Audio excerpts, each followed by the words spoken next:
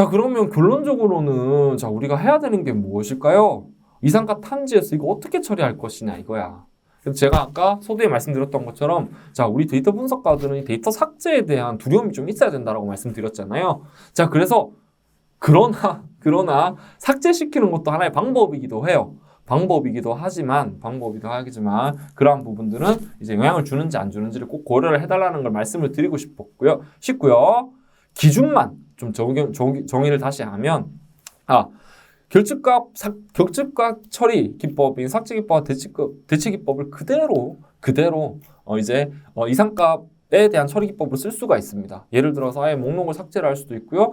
행과 열을 삭제를 할 수 있고 컷만 삭제를 할 수도 있어요. 뿐만 아니라 뭐 비조건 평균 대치도 할 수 있고 조건 평균 대치도 할 수 있고 뭐 평균으로 대치도 할 수 있고 이러한 형태로 다양하게 동일하게 결집값 처리 기법과 동일하게 쓸 수가 있습니다. 그치만 요 내용을 좀 알아주셨으면 해요.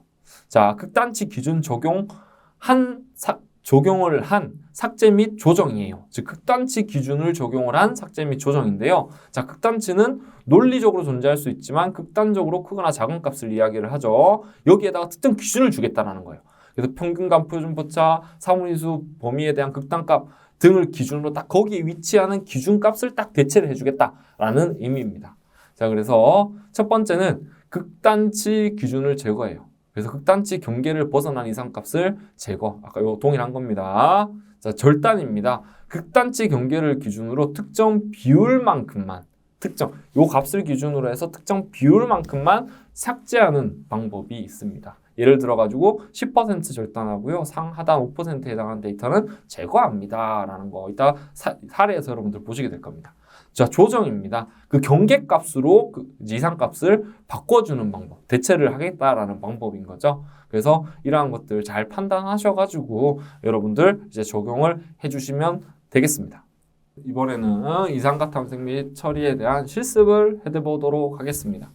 자, 그래서 필요한 임포트들 결집값 처리와 거의 동일합니다. 그래서 이 내용을 그대로 작성을 해주시면 될 것 같고요. 자, 첫 번째는 Z 검증을 이용한 이상값 처리입니다. 자, 그래서 이제 num파이를 이용을 해가지고 상수값을 1에서 100에 있는 고정값, 정수값을 크게 3000개를 만들어준 어레이를 만들었어요. 그래서 그 어레이를 리스트로 변환해서 데이터라는 값에 저장을 했고요. 잘 만들어졌는지 확인을 해봤습니다. 자, 그리고 이렇게 시각화를 시켜봤어요. 시각화를 봤더니 0에서 10그룹까지는 300개, 10에서 20그룹까지는 10에서 20까지는 뭐 250개 해가지고 전체적으로 골고루 값이 이제 생성된 거를 여러분들은 이제 확인할 수가 있어요. 그 테스트를 하기 위해서 num파이의 랜드인트라고 하는 정수를 생성하는 함수를 이용을 해서 이렇게 값을 만들어 주었습니다.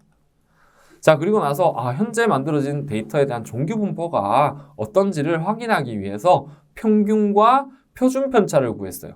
평균을 구했고, 자, 이 얘기는 뭐냐면 이런 데이터가 있어요. 평균이 있고요. 평균을 기준으로 해서 표준 편차 얼마, 표준 편차 얼마, 표준 편차 얼마만큼 떨어진 데이터를 이렇게 확률 밀도 함수를 이용을 해가지고 이렇게 표현한 거예요. 그래서 표현을 하기 위해 가지고 먼저 평균과 표준 편차를 구했고요. 자, 그리고 나서 요걸 이제 스테이츠라고 하는 얘는 뭐냐면은 사이파이라고 하는 이 통계적 분석 알고리즘들을 가지고 있는 이제 라이브러리를 이용을 하는데요. 앞장에 보시면은 여기 보시면 사이파이 스테이츠 에즈 스테이츠라고 해가지고 이제 사이파이 통계적 패키지를 이렇게 임포트 시켜놨어요. 자, 그래서 변수 아까 이제 데이터 생성했고. 그리고 나서 이제 확률 밀도함. 자, 그러면 이 스테이지의 놈이라는 거는 이제 정규 분포라는 걸 이야기하는 겁니다. 정규 분포의 확률 질량 함수를 이용을 해서 네가 만든 데이터를 이렇게 확률 밀도 함수를 계산할 거야라고 정의한 이제 코드예요. 코드고 이때 어떤 값을 줬습니까? 평균과 표준 편차 값을 줬어요. 자, 그리고 나서 이렇게 짜잔 하고 봤더니 이러한 예쁜 종 모양의 표준 정규 분포가 이렇게 만들어졌어요. 그래서 보시면은 평균은 50점, 여기 중앙이 평균이죠. 50점. 그리고 표준 편차는 28. 자, 28.80만큼 이렇게 각각 1표준 편차, 2표준 편차, 3표준 편차의 값이 떨어져 있다. 이런 뜻이에요. 자, 이렇게 종망이 만들어졌습니다. 자, 그리고 나서 저는 얘를 한번 표준 정규 분포라는 걸로 한번 변환을 한번 해보고 싶었어요. 그래서 그거에 대한 이런 확률 밀도 함수도 구해가지고 그래프를 한번 그려봤어요. 자, 그래서 요게 이제 확률 표준화를 시키는 공식입니다. 그래서 여기 있는 영역이 자, 그래서 이런 데이터를 받을 수 있는 공간을 하나 STD 리스트라는 걸 하나 만들어 놓고요. 자, 현재 우리가 가지고 있는 데이터에 대한 표준 편차 분해 그리고 각각의 값 빼기 데이터의 평균을 전체적으로 해서 여기 std 리스트에다 값을 어펜드를 해줬어요. 자, 그리고 나서 다시 그 값의 평균을 구하고 확인을 해봤더니 평균은 지금 정확히 0은 아니지만 0에 가까운 값이 됐고요. 표준 편차는 1. 맞아요. 표준 정규 분포는 우리가 아까 앞에서 본 정규 분포를 평균이 0이고 표준 편차가 1인, 분산이 1인 값으로 변환해주는 과정을 이야기를 합니다. 자, 그래서 그러한 형태로 종 모양을 이렇게 만들어줬고요.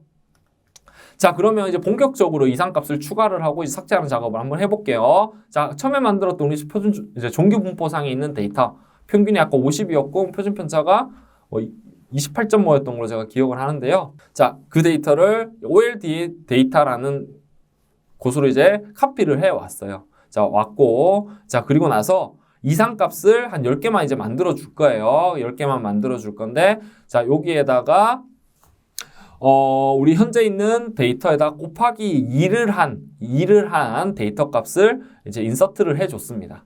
해서, 그러면 기존 값보다 곱하기 2한 값이 쭉 10개가 이제 만들어진 게 되는 거예요. 여기서는. 자, 그리고 나서 다시 새로 만들어진 데이터에 대한 평균값과 표준 편차를 계산해줘서 넣어줬고요. 그걸 한번 확인해 봤어요. 그랬더니 아까보다는 평균은 많이 늘어나진 않았지만 표준 편차가 조금 늘어난 형태로 이제 값이 변환이 된 거를 우리는 확인할 수 있었었고요. 그걸 이렇게 정규 분포도로 표현을 해줬더니 큰 값이 많겠죠. 그죠? 곱하기 2 해줬기 때문에 기존 값에다가. 그럼 이런 거예요. 만약에 첫 번째 값이 75에서 곱하기 2에서 150을 만들어준 거고요. 첫 번째 값이 60이었어. 그럼 곱하기 2에서 120 값을 만들어줘가지고 이 OL 데이터라는 리스트에다가 추가를 해준 형태가 된 겁니다. 그래서 이상값을 만들어준 거고요. 자, 그리고 나서 이상값이 추가된 데이터에 대한 표준 정규 분포도 한번 확인해 보고 싶었어요. 봤더니 0과 1 사이에 표준 편차 안에서 어때요? 이 값이 더 큰 값이 동일하게 표준 정규화 되어가지고 존재하는 거를 우리는 확인할 수가 있었어요. 동일한 식입니다. OL 데이터를 표준 정규화를 한 거거든요. 정규화를 한 거죠. 자, 그러면은 Z 값이 넘어가는 2가 넘어가는 데이터를 이제 삭제를 하겠대요. 자, 이 얘기는 뭐냐면 자, 여기 있는 요것을 이제 통계량이라고 표현하고 우리는 이제 Z 스코어라고 표현을 해요. 그래서 평균이 0이 되었고 1표준 편차, 2표준 편차, 3표준 편차. 그래서 이 1표준 편차에 위치해 있는 값을 Z값이라고 표현했어요. 이제 표준화 시켰기 때문에 Z스코어로. 자, 그래서 여기 있는 요 값들은 다 삭제를 하고 싶어 라는 의미입니다. 자, 그래가지고 전체 라인수, 리스트에 대한 리스트에 몇 개가 있는지를 확인해 봤더니 아까 3,000개 만들었고 10개 데이터가 추가가 됐었죠. 그래서 총 3,010개의 데이터가 있다. 자, 그래서 이 값을 하나씩 확인을 하면서 마이너스 2보다 작은 값 혹은 2보다 큰 값은 삭제를 해라 라는 로직입니다. 자, 그래서 봤더니 5개의 값이 삭제된 대상이고 남은 값은 5개야 라는 거예요. 자, 그래서 아까 10개의 데이터가 만들어지면서 곱하기 2를 했지만 적은 값이 곱하기 2가 되면서 얘는 정규 분포 이제 Z값이 2 안에 이제 만들어졌던 거고요. 5개만 그 값을 벗어나는 이제 값으로 생성이 됐었나 봐요. 자, 그렇게 해서 이제 정의가 됐고, 그리고 삭제를 하고 나서 다시 정규 분포를 딱 그려봤더니 어때요? 다시 예쁜 종 모양이 되었습니다. 어떻게 되는 거냐면, 자, 이 모양에서 이런 다시 예쁜 모양으로 되었어요. 그러면 이 데이터는 2000% 죄송합니다. 통계학으로 얘기할 땐 100% 정규성을 띈다라고 봐주시면 될 것 같습니다. 자, 이렇게 이상값을 탐색하고 삭제로 처리를 할 수가 있었습니다. 자, 다음은 4분위수 범위로 이상값을 삭제하는 것을 해보겠습니다. 자, 보시면은, 자, 동일하게 이제 랜덤 DN이라는 변수를 통해 가지고 얘는 이제 정수는 아니고요. 무작위수로 이제 만들겠다는 뜻이에요. 자, 그래서 어떤 의미냐면 MP numPy를 이용을 해서 100개의 데이터를 만들 건데 열은 3개예요 라는 뜻이에요. 자, 그렇게 해서 데이터 프레임을 이렇게 만들어 줬고요. 자, 그리고 나서 얘는 먼저 통계적 기술 정보를 먼저 확인해 봤어요. 자, 기술적 통계 정보, 기술 통계, 통계 정보, 요약 정보를 먼저 확인해 봤습니다. describe라는 명령을 이용을 해보면 연속형 자료형일 경우에는 25%, 50%, 75%의 위치를 이렇게 딱 찍어줘요. 자, 찍어줍니다. 그래서 먼저 한번 확인을 해 봤어요. 그래서 50%의 위치 값이 0.01. 그리고 75%의 값이 0.78이구나 라는 걸 알 수가 있어요. 그래서 미리 한번 찍어서 확인을 해봤고요. 근데 여기서도 지금 딱 보면 이상값이 존재한다는 걸 지금 판단을 할 수가 있습니다. 자, 그리고 박스 플롯이라는 걸로 이제 시본이라는 박스 플롯 함수를 이용을 해가지고 우리가 만든 데이터를 이렇게 박스 플롯으로 표현을 해봤어요. 어때요? 방금 통계적 정보에서는 저는 자꾸 보다 보니까 저기 이상값이 있겠구나라는 판단을 했었는데 박스 플롯으로 딱 보니까 어때요? 여기 이상값이 있어요 라고 바로 보여주죠. 각각 열별로. 자, 그 말은 뭐냐면 이 4분위수 범위 여기가 IQR의 범위잖아요. IQR의 범위고, 자, 그리고 나서 이 각각 여기 최대값과 최소값을 구한 거예요. 여기도 마찬가지 최대값과 최소값을 구한 건데요. 이 최대값을 벗어나는 값의 범위가 이렇게 존재를 한다라는 걸 알 수가 있어요. 자, 요게 박스 플롯으로 이상값을 탐색을 하게 됩니다. 자, 그러면 어떻게 돼요? 요거를 삭제해주거나 요거를 이렇게 극단값의 기준으로 바꿔주거나 혹은 여기에 있는 중앙값으로 바꿔주거나 혹은 또 평균을 구해가지고 값을 바꿔주거나 해주면 될 것 같습니다. 그죠?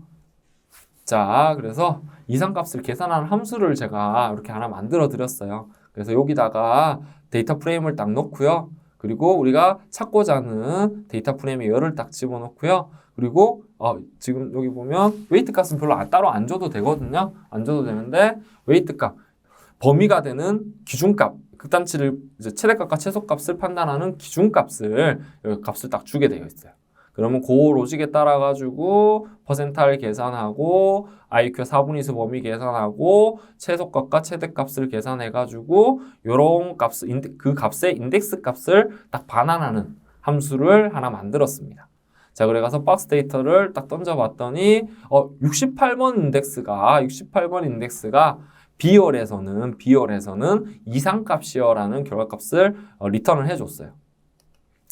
자, 그래서 첫 번째는 과감히 삭제해버리겠습니다. 라고 해서 드랍 함수 이용해서 인덱스 값 주고요. 바로 적용해달라라고 해서 행을 삭제하겠다라고 줬습니다. 자, 그랬더니 어때요? 그리고 나서 데이터 건수로 확인해 봤더니 100건에서 99건이 됐습니다.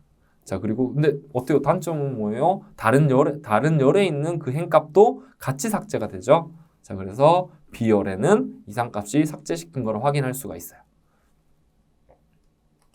자, 다음은 이제 A열에 대해 가지고 이상값을 확인을 하고 그리고 또 삭제하는 걸 한번 해보겠습니다. 자, 보시면은 동일하게 get outlier 함수에다가 남아있는 99개의 데이터를 데이터 프레임으로 입력을 했고요. 이번에 A열에 극단치의 기준 1.5야 라고 줬어요. 자, 그리고 나서 그 값을 봤더니 여기 아까 값이 있었잖아요. 맞죠? 볼까요? 여기 값이 하나 남아 있었잖아요. 요 값도 이렇게 삭제된 것을 박스 플롯으로 이제 확인을 하실 수가 있게 됩니다. 자, 이렇게 해가지고 우리 데이터 전처리의 데이터 정제 영역, 그 중에서도 데이터 벡터와 데이터 정제에 대해서 이제 학습을 했어요. 그래서 데이터 전처리에는 데이터 정제와 크게 분석 변수 처리 영역으로 나눠지고요. 데이터 정제에서는 실수와 그리고 정제와 통합 쪽은 따로 보진 않았고요. 그리고 분석 변수 처리는 아직 보진 않았으니까 일단 크게 데이터 축소요. 데이터 축소에는 두 가지 변수 선택과 차원 축소가 있다. 그리고 파생 변수 생성, 데이터 트랜스포메이션인 변환, 불균형 데이터 처리가 있다라는 것 정도는 학습을 했고요. 그리고 데이터 실수화에는 범주형 변수의 연속형 변화, 그리고 텍스트 변수의 실수형 변환하는 과정들을 먼저 봤었고요. 그리고 데이터 정제에 와서 데이터 오류의 원인을 확인을 했고 결집값 처리를 공부를 했습니다. 자, 그래서 결집값의 유형에는 완전 무작위 결측, 무작위 결측, 비무작위 결측이라는 게 있었었고요. 그래서 식별을 하고 부호하고 대체하거나 삭제하는 절차를 또 학습을 했고요. 거기서는 삭제 기법, 단일값 삭제, 목록 삭제, 그리고 대치 기법에서는 완전, 그리고 단순, 평균, 그리고 다중 대치법에 대해서 학습을 했습니다. 자, 그리고 이상값은 벗어나는 값의 범위인 거고요. 이상값은 점 이상값, 상황적 이상값, 집단적 이상값이 어떠한 형태로 발생을 하는지 사례를 여러분들이 이제 보셨고요. 그리고 나서 중요한 게 있었었죠. 이제 이상값에 대해서는 탐색 기법들이 있었어요. 그래서 통계적 기법, Z-스코어라든지 T 분포, T 값을 이용을 해서 이제 하는 방법들이 있었었고, 대표적으로 4분의 범위를 이용을 해서 이상값을 탐색을 하고 삭제 대체하는 방법들이 있었습니다. 또 뿐만 아니라 회기식을 이용을 해가지고 이상값을 판단을 할 수도 있었었고요. 그리고 알고리즘들에서는 이제 거리 기반과 밀도 기반의 이상값 탐색도 진행을 할 수 있었고, 탐색하고 나서 이제 끝이 아니라 이를 삭제하고 대치. 다만 삭제와 대체하는 기준에 대해서는 결집값보다는 더 명확하게 이제 극단치 기준에서 좀 판단을 하는 게 좋겠다라는 것들을 이야기를 했었습니다. 자, 이상 이제 데이터 파이썬으로 배우는 데이터 전처리의 이해에 데이터 전처리와 그리고 데이터 정제 영역을 학습을 했습니다. 수고 많으셨습니다. 감사합니다.